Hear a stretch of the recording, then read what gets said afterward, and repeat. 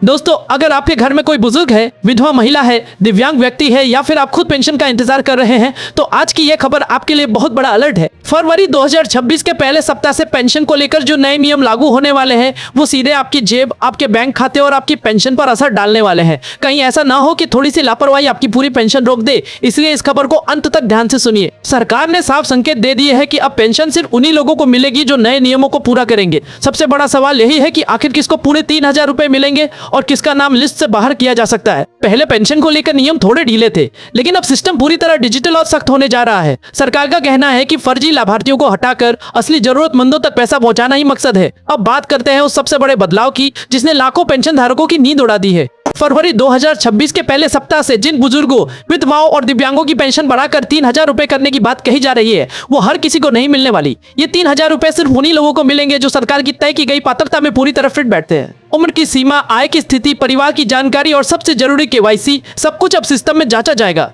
सरकार ने यह भी साफ कर दिया है कि जिन लोगों की आय तय सीमा से ज्यादा पाई जाएगी, चाहे वो किसी भी तरह की पेंशन ले रहे हो, उनकी पेंशन रोकी जा सकती है। कई राज्यों में पहले से ही डेटा का मिलान शुरू हो चुका है। राशन कार्ड, आय प्रमाण पत्र, बिजली बिल, जमीन का रिकॉर्ड और बैंक खाते की जानकारी, सब कुछ एक दूसरे से जोड़ा जा रहा है। मतलब साफ है, अगर कहीं भी गड़बड़ी मिली तो पेंशन पे सीधा असर पड़ेगा। अब सबसे अहम मुद्दा आता है केवाईसी का। केवाईसी यानी नो योर कस्टमर अब सिर्फ बैंक तक सीमित नहीं रही। पेंशन के लिए केवाईसी अनिवार्य कर दी गई है। जिन लोगों ने अब तक अपनी केवाईसी पूरी नहीं की है, उनके लिए यह आखिरी चेतावनी मानी जा रही है। सरकार का कहना है कि बिना केवाईसी की एक भी रुपया पेंशन खाते में नहीं जाएगा। कई जगहों पर तो पहले से ही पेंशन रोक दी गई है और नोटिस भेजे जा रहे हैं। केवाईसी से फायदा यह है कि जिन लोगों की जानकारी पूरी तरह सही होगी, उनकी पेंशन समय पर और बिना किसी रुकावट के खाते में जाएगी।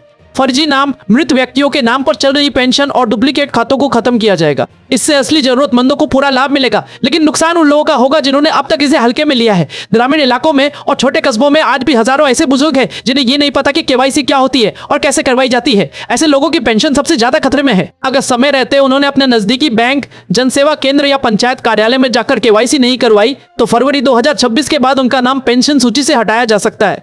अब बात करते हैं आधार कार्ड और बैंक अकाउंट की, जो इस पूरे सिस्टम की रीढ़ बन चुका है। सरकार ने साफ कह दिया है कि जिन पेंशन धारकों का आधार कार्ड बैंक खाते से लिंक नहीं है, उन्हें भारी नुकसान उठाना पड़ सकता है। बिना आधार लिंक बैंक खाते के पेंशन जारी नहीं की जाएगी। पहले कुछ मामलों में छूट मिल जाती थी, लेकिन अब कोई ढील नहीं दी जाएगी। अगर आपके आधार कार्ड में बैंक अकाउंट की जानकारी अपडेट नहीं है या फिर आपका खाता बंद हो चुका है, तो आपकी पेंशन सीधी अटक जाएगी। कई बार ऐसा देखा गया है कि खाते में तकनीकी गड़बड़ी या आधार में नाम की स्पेलिंग अलग होने की वजह से भी पेंशन फेल हो जाती है। अब ऐसे मामलों को भी गंभीरता से लिया जाएगा और गलती सुधारने की जिम्मेदारी सीधे पेंशन धारक पर होगी। सरकार का तर्क है कि आधार और बैंक लिंकिंग से पैसा सीधे लाभार्थी के खाते में जाएगा और किसी बिचौलिए की कोई भूमिका नहीं रहेगी। लेकिन जमीनी हकीकत यह है कि जानकारी के अभाव में कई गरीब और बुजुर्ग लोग इस प्रक्रिया में फंस जाते हैं। इसी वजह से सरकार ने चेतावनी के साथ साथ समय भी दिया है कि फरवरी 2026 से पहले सभी जरूरी सुधार करवा ले। अब सवाल उठता है कि किसको पूरे 3000 रुपए नहीं मिलेंगे। जिन लोगों की उम्र तय सीमा से कम पाई जाएगी, जिनकी आय सरकार द्वारा तय मानकों से ज्यादा होगी, जिनके परिवार में सरकारी नौकरी वाला सदस्य है या फिर जिनके पास तय सीमा से ज्यादा जमीन या संपत्ति है, उन्हें इस बढ़ी हुई पेंशन से बाहर रखा जा सकता है।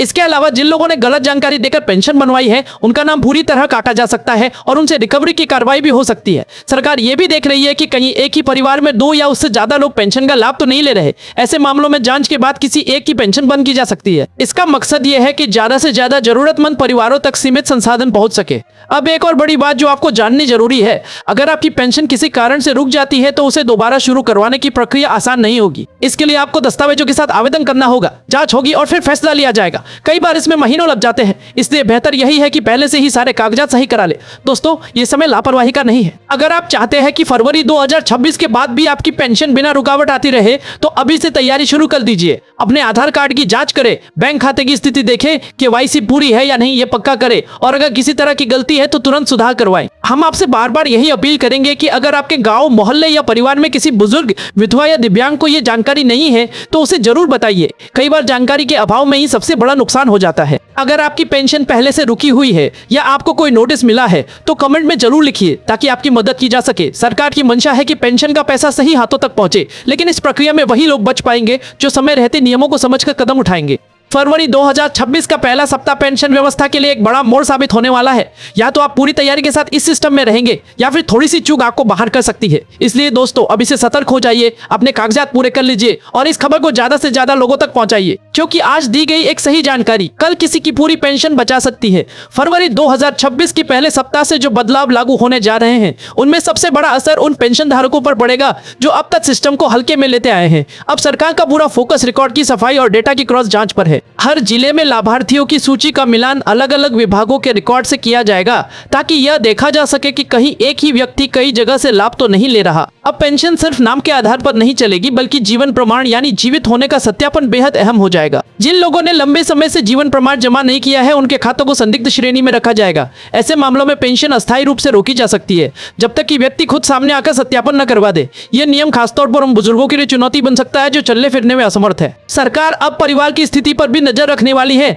अगर किसी पेंशन धारक के परिवार में हाल के वर्षों में आर्थिक स्थिति में सुधार हुआ है, नया वाहन खरीदा गया है या पक्का मकान बना है तो उसकी जांच की जा सकती है। कई राज्यों में इसके लिए स्थानीय स्तर पर सर्वे टीमों को सक्रिय किया जा रहा है जो घर घर जाकर जानकारी जुटाएंगी। एक और अहम बदलाव यह है कि अब शिकायत और सत्यापन की प्रक्रिया ऑनलाइन के साथ साथ ऑफलाइन भी सीमित की जा रही है। पहले जहां पंचायत या ब्लॉक कार्यालय में बार बार जाकर काम निकल जाता था, अब हर आवेदन की एंट्री पोर्टल पर होगी। इसका मतलब यह है कि अगर जानकारी गलत भरी गई तो उसे सुधारने में समय और मेहनत दोनों ज्यादा लगेंगे। जिन लोगों का बैंक खाता लंबे समय से निष्क्रिय है उनके लिए भी मुश्किलें बढ़ने वाली है। निष्क्रिय खातों में पैसा भेजने पर लेन देन फेल होने की संभावना ज्यादा रहती है। ऐसे मामलों में पेंशन राशि सरकार के पास वापस चली जाती है और अगली किस्त तक भुगतान अटक सकता है। इसलिए खाते को सक्रिय रखना अब बेहद जरूरी हो गया है।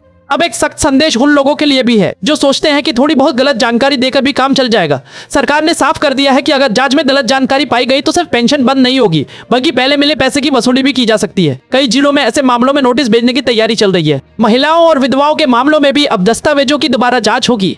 वैवाहिक स्थिति, आय का स्रोत और परिवार की जिम्मेदारियों को नए सिरे से परखा जाएगा। जिन मामलों में लंबे समय से कोई अपडेट नहीं हुआ है वहाँ जोखिम ज्यादा माना जा रहा है। दिव्यांग पेंशन से जुड़े मामलों में मेडिकल प्रमाण पत्र की वैधता भी जांच के दायरे में आएगी। अगर प्रमाण पत्र की अवधि खत्म हो चुकी है या रिकॉर्ड में कोई विसंगति है तो भुगतान पर असर पड़ सकता है। ऐसे लाभार्थियों को समय रहते अपने दस्तावेज अपडेट कराने की जरूरत होगी। ग्रामीण क्षेत्रों में सबसे बड़ी समस्या जानकारी की कमी बन सकती है। कई लोग यह मानकर बैठे हैं कि पेंशन तो अपने आप आती रहेगी, लेकिन अब हालात ऐसे नहीं है। नियमों की अनदेखी सीधे खाते पर असर डालेगी। इसलिए पंचायत स्तर पर लगने वाले शिविरों और कैंपों में जाकर अपनी स्थिति जरूर जांचनी चाहिए। अगर किसी की पेंशन पहले ही रुक चुकी है और कारण स्पष्ट नहीं है तो अब इंतजार करना नुकसानदेह हो सकता है। देरी करने से मामला और उलझ सकता है। ऐसे मामलों में तुरंत संबंधित कार्यालय या सेवा केंद्र से संपर्क करना जरूरी होगा। सरकार का संदेश साफ है, जो पात्र है उसे पूरा लाभ मिलेगा, लेकिन जो नियमों का पालन नहीं करेगा वह सिस्टम से बाहर हो सकता है। आने वाले समय में पेंशन सिर्फ एक सहायता नहीं बल्कि जिम्मेदारी से जुड़ा अधिकार बनती जा रही है। अगर आपको लगता है कि आपके गांव, परिवार या मोहल्ले में किसी की पेंशन इन कारणों से खतरे में है तो उन्हें समय रहते सतर्क करना बहुत जरूरी है। कई बार एक छोटी सी जानकारी किसी की महीनों की आय बचा लेती है। अगर आप खुद या आपके जानने वाले इन बदलावों से प्रभावित हो रहे हैं तो अपनी समस्या साझा करें। सही समय पर उठाया गया कदम आगे चलकर बड़ी परेशानी से बचा सकता है।